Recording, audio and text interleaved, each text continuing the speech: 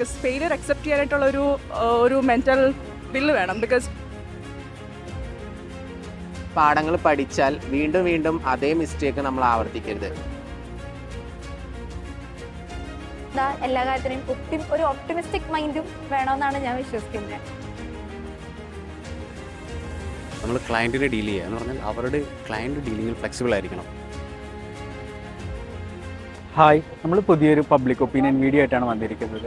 ഒരു ഓൺടർപ്രണർക്ക് വേണ്ട 3 മൈൻഡ് സെറ്റ്, അതാണ് ടോപ്പിക്. അപ്പോൾ ഈ വീഡിയോ നിങ്ങൾക്ക് ഇഷ്ടപ്പെട്ടാൽ കൂട്ടുകാരുമായി ഷെയർ ചെയ്യുക, ചാനൽ ഒന്ന് സബ്സ്ക്രൈബ് ചെയ്ത് സപ്പോർട്ട് ചെയ്യുക. നമുക്ക് സമയം കളയാതെ അപ്പോൾ വീഡിയോയിലേക്ക് കിടക്കാം. ഒരു ഓൺടർപ്രണർക്ക് എന്താ, നമുക്ക് ഇപ്പം എന്തൊരു കാര്യം കിട്ടിക്കഴിഞ്ഞാലും അതിനൊരു ഓപ്പർച്യൂണിറ്റി ആയിട്ട് കൺവേർട്ട് ചെയ്യാനുള്ളൊരു മൈൻഡ് സെറ്റ് ഏതൊരു ഓൺടർപ്രണർക്കും നല്ലതായിരിക്കും. പിന്നെന്താ, എല്ലാ കാര്യത്തിനും ഒരു ഒപ്റ്റിമിസ്റ്റിക് മൈൻഡും വേണമെന്നാണ് ഞാൻ വിശ്വസിക്കുന്നത്. പിന്നെ എന്താ, നമ്മളിപ്പം കമ്മ്യൂണിക്കേഷൻ സ്കിൽ, നമുക്കൊരു ഐഡിയ നമ്മുടെ കയ്യിലുണ്ടെങ്കിൽ അത് വർക്ക്ഔട്ട് ചെയ്ത് അതൊരാളെ അടുത്തേക്ക് എത്തിക്കാനുള്ളൊരു സ്കില്ലും ആണ് ഒരു ഓൺടർപ്രണർക്ക് വേണമെന്നാണ് ഞാൻ വിചാരിക്കുന്നത്. അപ്പോൾ ഒരു എൻ്റർപ്രനർക്ക് വേണ്ട 3 qualities: flexibility, adaptability and stability. Flexibility means as an entrepreneur ഒരുപാട് മേഖലകളിൽ നമുക്ക് വെല്ലുവിളികൾ വരും ഫ്രം ദ സ്റ്റാർട്ട്. അപ്പോൾ നമ്മളുടെ ബേസിക് എൻ്റർപ്രൈനേഴ്സ് എന്ന് പറഞ്ഞു കഴിഞ്ഞാൽ നമുക്കൊരു ബിസിനസ് വളർത്തിയെടുക്കാൻ പറ്റുന്നത് നമ്മൾ ക്ലയൻസാണ് നമ്മളുടെ ഏറ്റവും വലിയ ഇത്. അപ്പം നമ്മൾ ക്ലയൻറ്റിനെ ഡീൽ ചെയ്യുക എന്ന് പറഞ്ഞാൽ അവരുടെ ക്ലയൻറ്റ് ഡീലിങ്ങിൽ ഫ്ലെക്സിബിൾ ആയിരിക്കണം ഒരു നല്ലൊരു എൻ്റർപ്രനർ. പിന്നെയുള്ള വേണ്ട ക്വാളിറ്റി എന്ന് പറഞ്ഞാൽ അഡാപ്റ്റബിലിറ്റിയാണ്. അഡാപ്റ്റബിലിറ്റി എന്ന് പറഞ്ഞാൽ നമുക്ക് അറിയാത്ത കുറേ കാര്യങ്ങൾ ഫ്രം ദ സ്റ്റാർട്ട് നമുക്ക് പഠിക്കാനുണ്ട്. അപ്പം നമുക്ക് എൻ്റർപ്രനേഴ്സിനെ ഫോളോ ചെയ്യുന്ന നല്ല നല്ല എൻ്റർപ്രനേഴ്സ് നമുക്കിപ്പം നിലവിലുണ്ട്, ഒരുപാട് പേരുണ്ട്. അപ്പോൾ അവർക്ക് നമ്മൾ എന്തായാലും ഫോളോ ചെയ്യുന്ന ഒരു രീതി ഉണ്ടല്ലോ. അപ്പം അവരിൽ നിന്ന് നമുക്ക് വേണ്ട കാര്യങ്ങൾ, ക്വാളിറ്റീസ് നമുക്ക് റീച്ച് ചെയ്യാൻ പറ്റണം. അതാണ് adaptability. From the last stability keep the form എന്ന് വെച്ചാൽ from the start to end ഒരേ എനർജി ലെവൽ അത് കീപ്പ് ചെയ്യുക. That's it. ഒരു ഓൺടർപ്രണർക്ക് വേണ്ട ക്വാളിറ്റീസ് എന്ന് പറയുമ്പോൾ മെയിൻലി കൺസിസ്റ്റൻസി വേണം. നമുക്ക് എന്തിലും കൺസിസ്റ്റൻ്റ് ആയിട്ട് പോയി കഴിഞ്ഞാലാണ് ഈ പറഞ്ഞ പോലെ തന്നെ എന്താ, അവർക്ക് ഫ്യൂച്ചറിലാണെങ്കിൽ ഒരു സ്റ്റെബിലിറ്റി കീപ്പ് ചെയ്ത് പോകാൻ പറ്റുള്ളൂ. ആൻഡ് ഓൾസോ പിന്നെ നോക്കുകയാണെങ്കിൽ എന്താ, കുറച്ച് എഫേർട്ട് ഇടാൻ തയ്യാറാവണം. കാരണം എഫേർട്ട് ഇല്ല എന്നുണ്ടെങ്കിൽ ഈ പറഞ്ഞ പോലെ തന്നെ നമ്മൾ ചെയ്യുന്നതെല്ലാം പ്രോപ്പറായിട്ട് വന്നോളണമെന്നില്ല. ആൻഡ് ഓൾസോ കുറച്ചും കൂടി വൈഡർ റേഞ്ചിലാണ് പോകാൻ ഉദ്ദേശിക്കുന്നതെന്നുണ്ടെങ്കിൽ കമ്മ്യൂണിക്കേഷൻ സ്കിൽസ് നന്നായിട്ടുണ്ടാവണം. അപ്പോൾ ആ ഒരു ബേസിൽ നോക്കുന്നതായിരിക്കും നല്ലതെന്നാണ് എനിക്ക് തോന്നുന്നത്. പിന്നെ എനിക്ക് തോന്നിയിട്ടുള്ളത് ഒരു നല്ല ഓൺടർപ്രണറിന് ലീഡർഷിപ്പ് സ്കിൽസ് വേണമെന്നാണ്. അതായത് ഇപ്പോൾ ഒരു ഓൺടർപ്രണർ ആകുമ്പോൾ തന്നെ ഗ്രൂപ്പ് മെയിൻറ്റെയിൻ ചെയ്യുക എന്നുള്ളത് പറയുന്നത് ഭയങ്കര ഇമ്പോർട്ടൻ്റ് ആയിട്ടുള്ളൊരു കാര്യമാണ്. സോ ലീഡർഷിപ്പ് സ്കിൽ എന്ന് പറയുന്നത് ഏറ്റവും ഇമ്പോർട്ടൻ്റ് ആയിട്ടുള്ള ഒന്ന് തന്നെയാണ്. ഫസ്റ്റ് ഓഫ് ഓൾ ആ സ്ഥാപനം അല്ലെങ്കിൽ ആ ബിസിനസ് കൊണ്ടുപോകാനുള്ള ഒരു കറേജ് വേണം.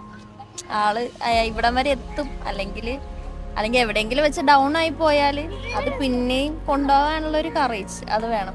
പിന്നെ താഴെ നിൽക്കുന്ന വർക്കേഴ്സ് അല്ലെങ്കിൽ കോവർക്കേഴ്സ്, പാർട്ട്നേഴ്സ് ആരാണെങ്കിലും അവർക്കൊരു കൺസേൺ, റെസ്പെക്റ്റും കൊടുക്കാനുള്ളൊരു മനസ്സ് കാണിക്കണം.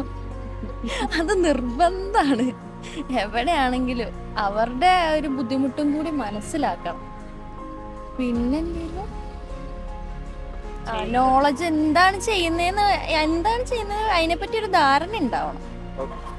എന്ത് കാര്യം ചെയ്യുമ്പോഴും ലീഡ് ചെയ്യാനുള്ള ഒരു കഴിവുണ്ടായിരിക്കണം. എന്തൊക്കെയാണ് കറക്റ്റ് കാര്യങ്ങൾ, ഇപ്പോൾ ഒരു ടീമുണ്ടെങ്കിൽ ആ ടീമിന് കറക്റ്റായിട്ട് കാര്യങ്ങൾ പറഞ്ഞു കൊടുത്തത് ഡീൽ ചെയ്യാനുള്ള ഒരു, ലീഡ് ചെയ്ത് കൊണ്ടുപോകാനുള്ള ഒരു കഴിവുണ്ടായിരിക്കണം.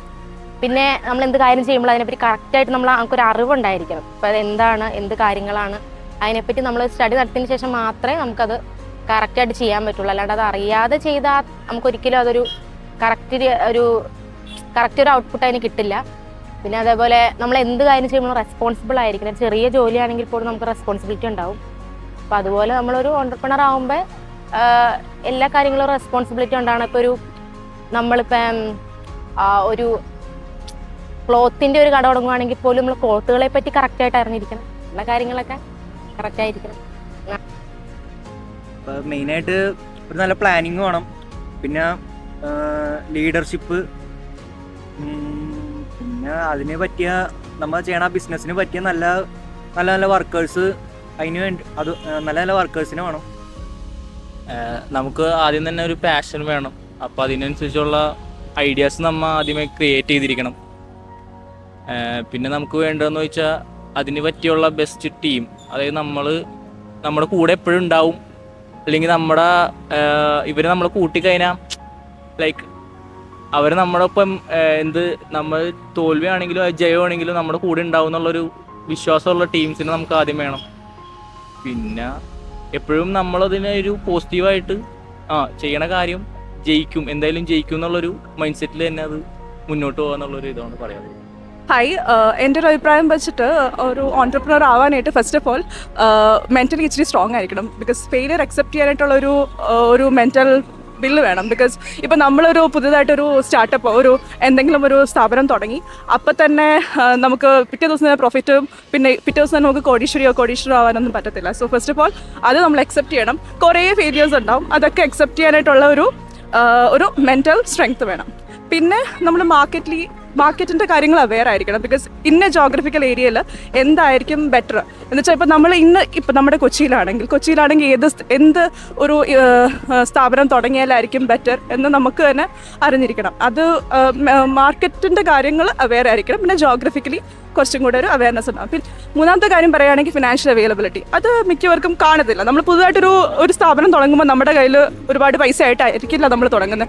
അപ്പോൾ നമുക്ക് ഒരു കാര്യം കൂടെ അറിഞ്ഞിരിക്കണം, നമ്മുടെ ഗവൺമെൻറ് തന്നെ നമുക്ക് പല രീതിയിലും സബ്സിഡിയും ഫിനാൻഷ്യൽ അസിസ്റ്റൻസും തരുന്നുണ്ട്.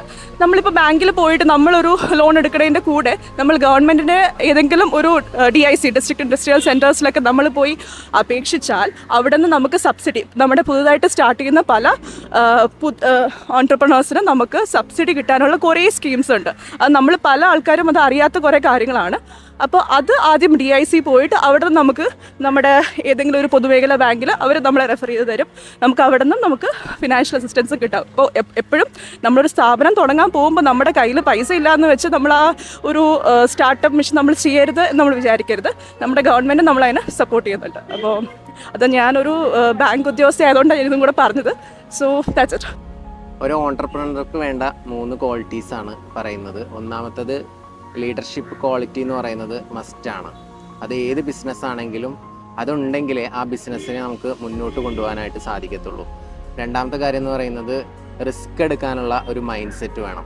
ഏതൊരു ബിസിനസ് ആണെങ്കിലും അതിൻ്റേതായിട്ടുള്ള റിസ്ക് ഉണ്ടായിരിക്കും. അപ്പോൾ അതിന് കേപ്പബിൾ ആയിട്ടുള്ള ഒരു മൈൻഡ് ഉണ്ടായിരിക്കുക എന്നുള്ളത് നിർബന്ധമാണ്. മൂന്നാമതായിട്ട് വേണ്ടത്, നമ്മൾ എന്തെങ്കിലുമൊക്കെ റിസ്ക് എടുത്ത് ചെയ്യുമ്പോൾ സ്വാഭാവികമായിട്ടും ചിലപ്പോൾ അതിൽ ചെറിയ രീതിയിലുള്ള പരാജയങ്ങളൊക്കെ വന്നേക്കാം. ആ പരാജയം സംഭവിക്കുന്ന സമയത്ത് നമ്മൾ അതിൽ നിന്നും പല പാഠങ്ങളും പഠിക്കും. ആ പാഠങ്ങൾ പഠിച്ചാൽ വീണ്ടും അതേ മിസ്റ്റേക്ക് നമ്മൾ ആവർത്തിക്കരുത്. അതിൽ നിന്ന് പഠിച്ച് കാര്യങ്ങൾ വ്യത്യസ്തമായിട്ട് ചെയ്യാനുള്ള ഒരു കഴിവ് ഒരു ഓൺടർപ്രണറെ സംബന്ധിച്ചിടത്തോളം നിർബന്ധമാണ്. Thank you.